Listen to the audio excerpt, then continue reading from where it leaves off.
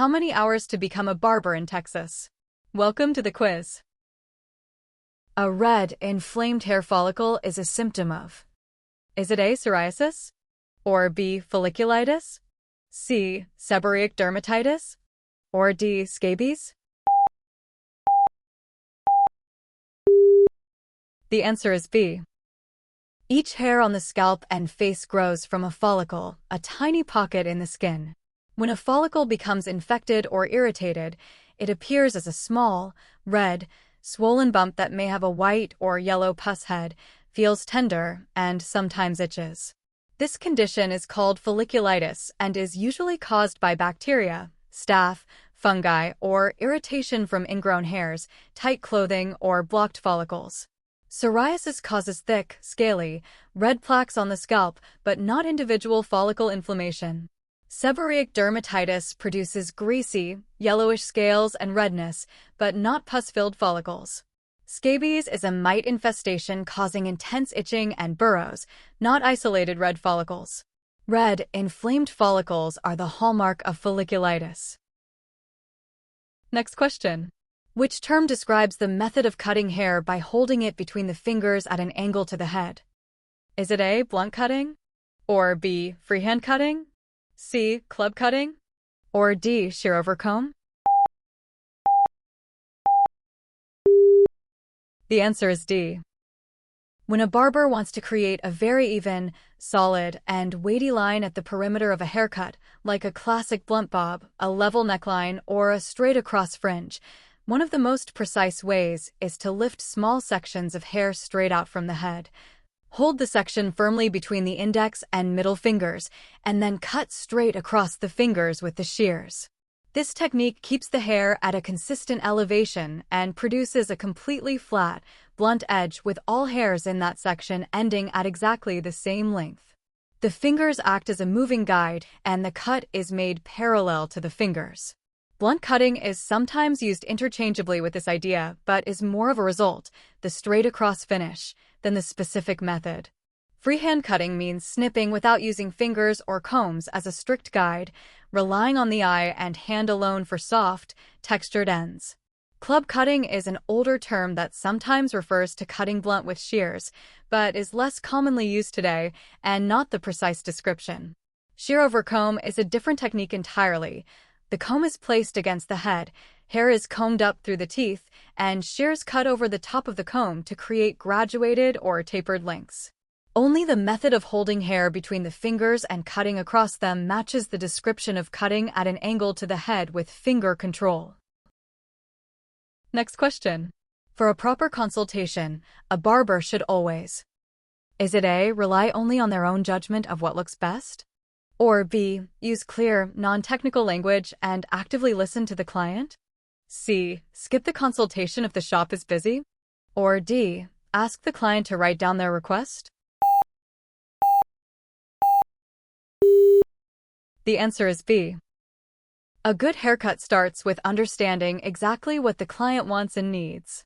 The barber should sit or stand at eye level, use simple, everyday words, avoid jargon like low fade with high skin and less explaining, ask open-ended questions.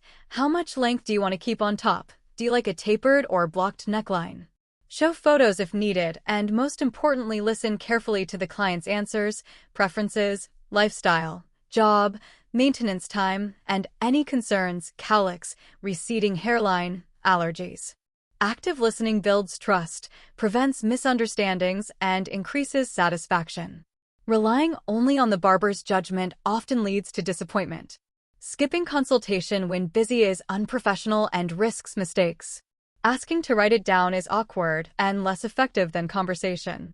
Clear language and active listening are the foundation of a proper consultation. Next question. A multi-use sharp like shears must be disinfected. Is it A, at the end of each day? Or B, after each client? C, once a week? Or D, when they appear dirty? The answer is B. Shears and other multi-use sharps come into contact with hair, skin oils, and occasionally small amounts of blood.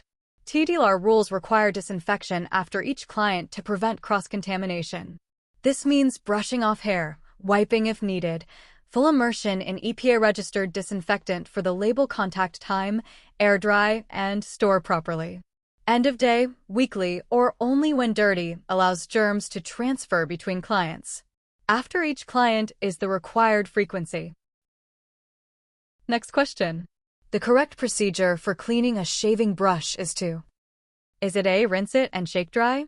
Or B, wash it with mild soap, rinse thoroughly, and hang bristle down to dry? C, soak it in bleach water? Or D, disinfect it after every 10 clients? The answer is B. Shaving brushes collect lather, soap, skin oils, and bacteria.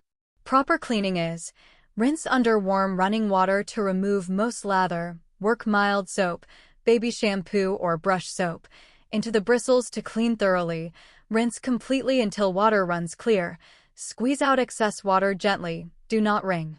Shake to remove droplets and hang bristle down on a stand to air dry fully. This prevents mildew and bacterial growth. Rinse and shake only leaves residue. Bleach damages bristles. Disinfecting every 10 clients is insufficient. Clean after every use. Next question. A barber should refuse to perform a service if the client's scalp shows signs of: is it A, slight dryness? Or B, inflamed, open lesions or oozing sores? C, a few gray hairs? Or D, a recent sunburn? The answer is B. Texas TDLR rules, 16 TC Section 82.101, prohibit barbers from servicing clients with contagious, infectious, or inflamed conditions of the skin or scalp.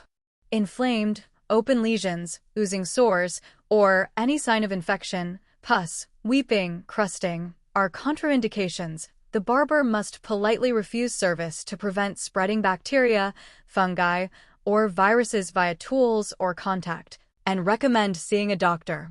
Slight dryness is not contagious. Gray hairs are normal. Recent sunburn may cause sensitivity, but is not automatically a refusal unless blistered/open.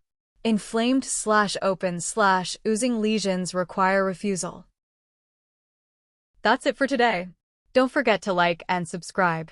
Tell us how many you scored out of 6 in the comments, and let me know what topic I should post next. Bye.